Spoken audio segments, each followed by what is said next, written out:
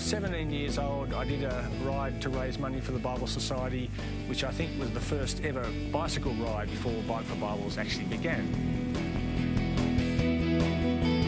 My parents and my grandmother were supporters of the Bible Society, so I'm third generation supporter of the work of the Bible Society.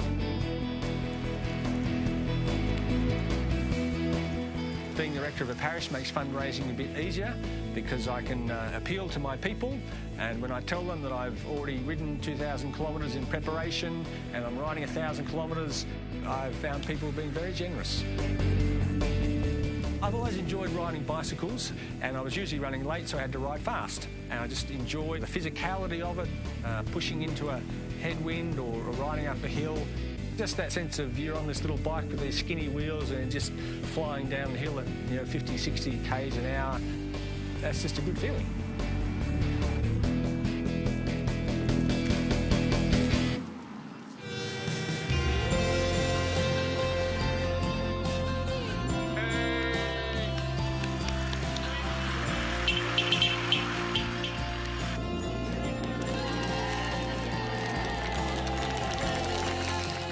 In some locations where we stop, local supporters of the Bible Society get together, and that's a terrific way that they show their support for us.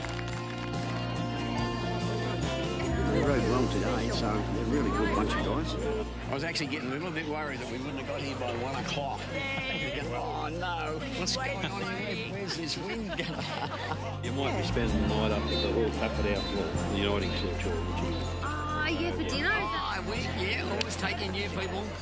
Yep, you can come as ride or roadie, whichever you like.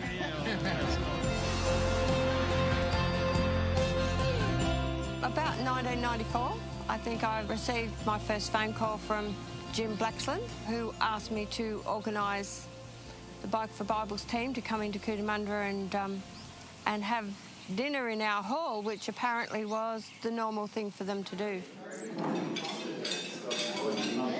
We overflowed the hall that night, so I guess that whet the appetite for bringing them into town.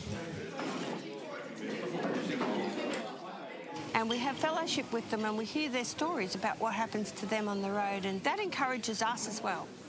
The food and the hospitality is fantastic. Often we can't even really move after the meal because the people at the church have bought so much food for us.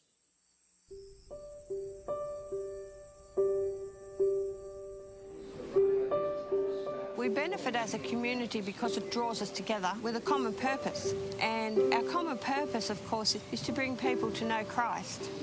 But the Bike for Bibles work on a wider scale than that.